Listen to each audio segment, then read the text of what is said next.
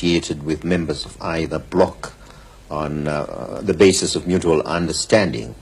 We would want to see ourselves a member of the non-aligned movement and participate in the deliberations of that organization.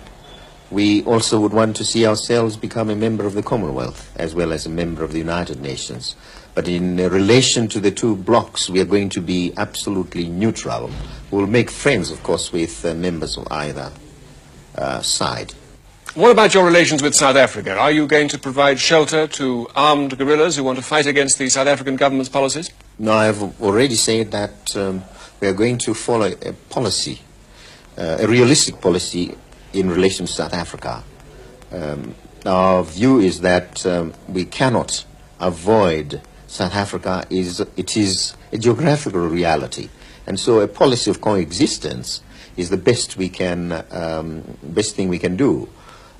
Our view is that South Africa should avoid interfering in our affairs, and we should avoid interfering in South African affairs. So you won't support opponents of apartheid from here? We will support opponents of apartheid only politically and diplomatically at the international forums. But it is not our duty to take up arms against South Africa. It's the right and obligation of the people of South Africa to correct their own grievances their own way.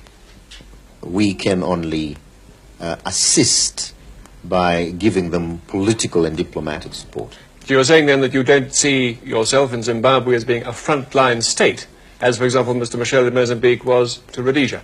Of course, we are not a frontline state. The struggle in South Africa is a national struggle for South Africans, and not one we should regard as Zimbabweans as our own concern. You will not support an armed struggle in Zimbabwe? No, we will not. Can you tell us what your message would be to white people in Rhodesia now? They do have an image of you. We've been talking to them today as a Marxist, a communist who means to transform this economy and society. What is your message to them tonight? Well, my message to them is that we would want to see them live in this country free from any restrictions, free from any victimization.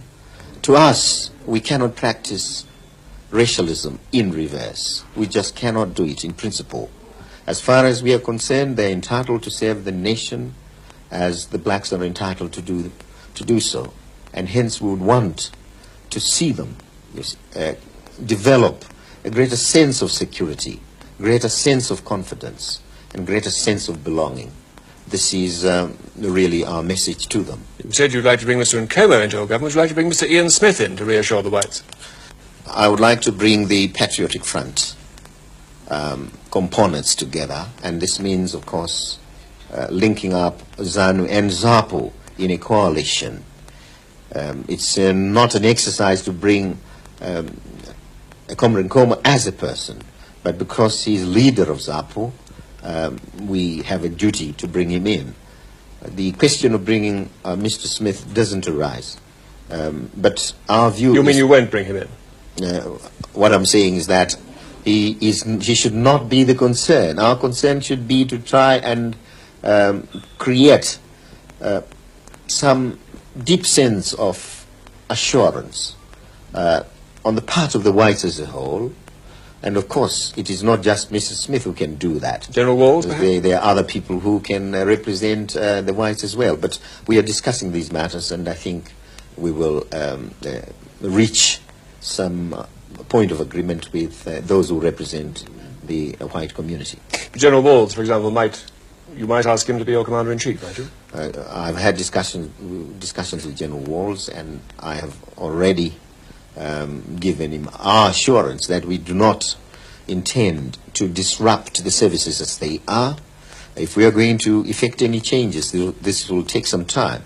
If you had to put your finger on one thing you'd like to change fast, what's that? It's the position of the peasants.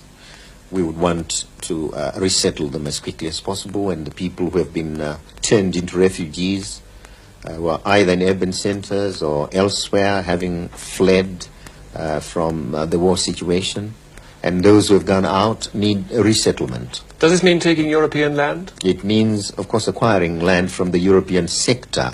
But here, I must emphasize that there is lots of land which is unoccupied, which is underutilized, and land under absentee ownership. This is the land we are going to have to acquire, and in doing so, of course, we'll be quite systematic and orderly and proceed according to our undertaking under the Lancaster House Agreement. That means, of course, compensate those whose land will be acquired. And finally, how do you feel tonight? I feel very overjoyed, but overwhelmed, as I have said. I think the victory we have achieved is a humbling one, and